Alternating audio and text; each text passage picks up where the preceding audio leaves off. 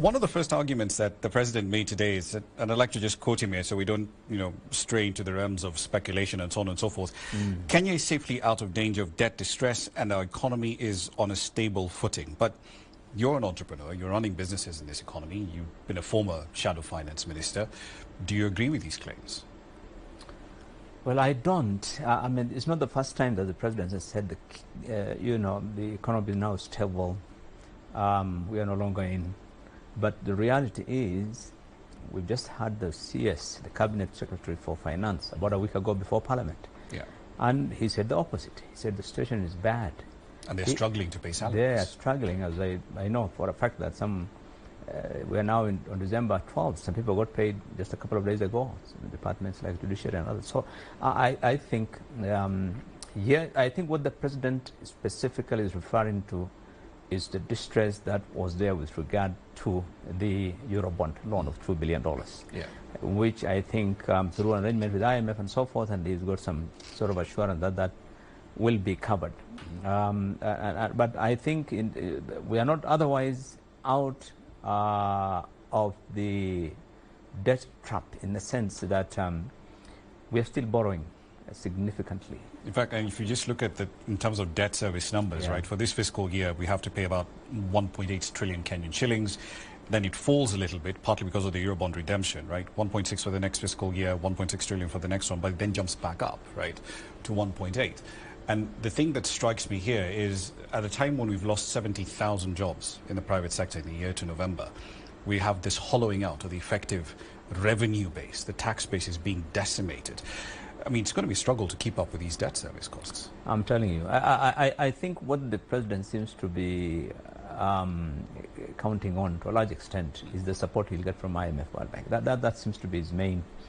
But in terms of whether the revenue will catch up with expenditure, whether the revenue will be able to service increasing because they're taking loans, even for IMF is more loans. And very expensive loans, even in the domestic market. Very expensive. We're now at 17, almost 16. It was 16. Now with the MPC, with the CBR review again, it might be, it might go up. So I think it's too early to celebrate for the president to say the economy is now stable. I think that would be really a bit too early to celebrate. I think things are still tough, and the president needs to give the picture really to Kenyans that, look, the situation is bad, and let's tighten our belts. Let us all go together as Kenyans and try and see how we can redeem our country. I think that's the message you need to send. What about healthcare? Because he also spent a fair bit of time touting his reforms, right? Dissolution of the National Health Insurance Fund, replacing it with SHIF and a few other entities as well.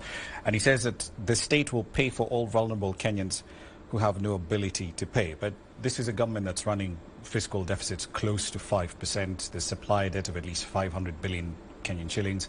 Earlier in the year, in fact, hospitals said, look, this state-run insurance fund was at 20 billion. So how is he going to pay for all of this? No, many of the policy changes that we have seen this administration come up with, including the NHIF one, I think they're all work in progress. As the English would say, the proof of the pudding is in the. Let's see how it works out. But it's too early for the president to really say that we are there on a plan. Whether or not that will succeed, whether they'll get the finance to run it, health is very expensive. And given the economy, the difficulties in raising even revenue, I think it's going to be a challenge. And one of the challenges we have had, by the way, in the NHIF is not because there were no contributions or they were not getting money. It's the mismanagement. 90 billion shillings a year. That was a significant amount of money. It's the mismanagement. Everyone in the medical insurance, that's an area that really needs a bit of reform, because in terms of the way hospitals charge, almost double what they would charge you if you went with your own money. And so I think there's a bit of hope in that reform that he's trying to do, but I think many of the people in the sector are not that optimistic. They think the changes have been run very rapidly. There hasn't been enough consultations, and whether or not these things will take off the way the president wants in the amended in the new law. I think we'll wait and see, but I think it's a challenge. It's going to be a challenge. Financing it is going to be. I think generally one of my arguments has always been that the government needs to move a bit gradually. I mean, to try and bring in so many changes in your first year, and you can't afford it. In a time when you're in crisis already, you want to change, education is under change, health, new policies, hustler fund, this program, after that program, so many things to be done. So all of them have a cost, housing fund. Yeah. So I think there's need, health. You're introducing so many changes to the existing policies, and they're going to cost. One, the cost of living is going to be a burden. Yeah. And two, even implementation of that, really in terms and even for employers, it forces you to rethink whether or not you actually need to have all the people you have on payroll. Correct. The unpredictability, not just on taxes, but even on some of these policies, they all cost money. Right. Even to the employers and even to the Kenyans who have to pay out of their pocket for all these things. I want to speak about another change that he announced. I mean, he's telegraphed this several times in other speeches elsewhere. And he didn't really go into much detail about it, but he said, Kenya is going to be a visa-free country. Wow. in 3 weeks. And what we later learned was, yes, you're not going to need a visa to come in, but you will have to fill in a travel validation form of some sort online, have to pay for that in order to get into the country. But from where you stand, is that a net positive or net negative? I think it's a net negative. There's no country I know of in the world where you can just go visa-free. I mean, even the most developed of the countries, you still have to. That's why nations exist with boundaries, so that you can control movements of people into your country. If there are no visas, then what you're saying in effect is that there are no boundaries, and anybody can walk into your country and walk out. If there's no visa, then what happens to people who want to come and work here? If I want to come and live here, I've come in without a visa, so a visit visa, nothing.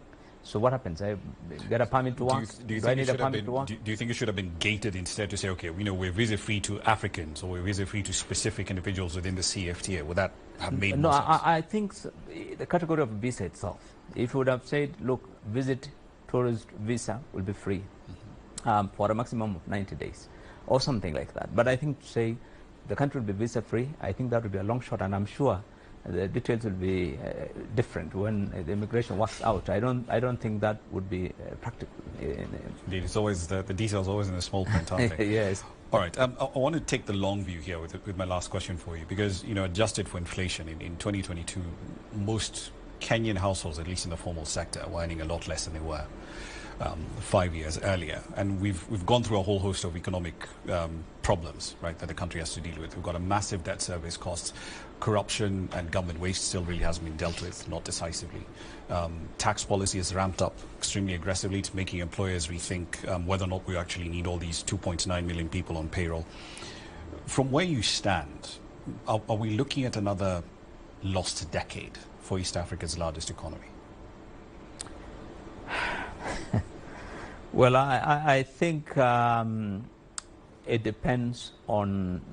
Let me be very specific on what I normally say. It depends on governance, really, not even the economy.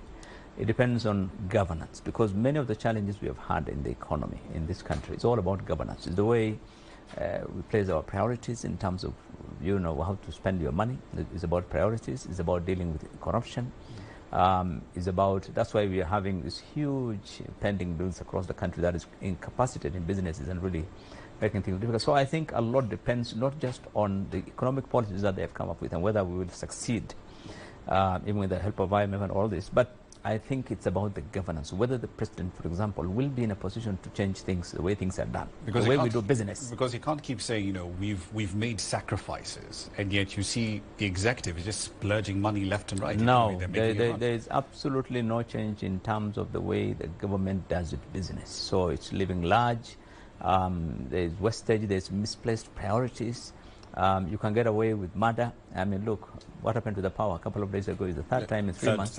No action. I would have thought by today, before he went there, some action would be taken on some of the people responsible. I mean, you must be able to give them indication that, look, things will not be the same. You must be able to do your work, or you don't. Then you know. But when things are going to be the same way, then I agree. Some Kenyans are less hopeful than they were a year ago. I mean, we thought. Many Kenyans were really quite hopeful, but the expectations are now changing. People are finding it difficult to look forward positively, at least in the short term. All right, we'll leave it there for the time being. Hopefully we'll have a different outlook come 2025. Billow Kerrow, as always. Thank you very much. I appreciate it.